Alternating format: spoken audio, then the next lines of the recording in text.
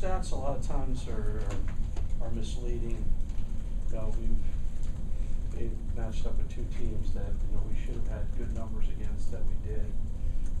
Still comes down to, I think when you start off games like that, what you want to do is you want to make sure you're very critical of the areas that would get you beat against a team that is on the same level or a little bit better than you. I think that it's really important that in those critical areas that you don't falter.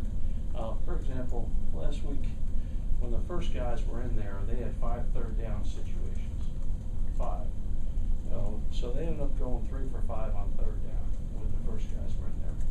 And the 2 times that they didn't convert were both were communication errors, not really mental errors.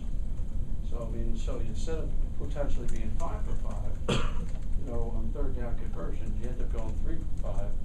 And in a big game, those are the type of things that could be the difference between winning and losing. Is there anything else that you looked at critically that you want to see addressed or cleaned up? Well, obviously, I said it last week, and I'll say it again. Anytime you get in the red zone, it's all about scoring touchdowns. The good thing, the good news is, coaches like to make all these excuses about what happens. The things that happen in the red zone were very, very correctable issues. And rather than go into a long dissertation on what they were very correctable. And it'd be one thing if you just got whooped or something like that, but there were just things that if we just did the right thing or did something better, I think it would have been all touchdowns instead of having to settle for 3 field goals.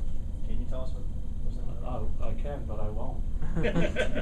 Charlie, did you make those adjustments at the halftime? Did you change things? Coach Muschamp mentioned that yesterday.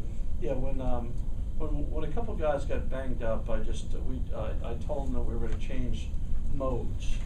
We play a lot of up tempo as you see, and I told them that I wanted to just get in there and just pound them for the rest of the game.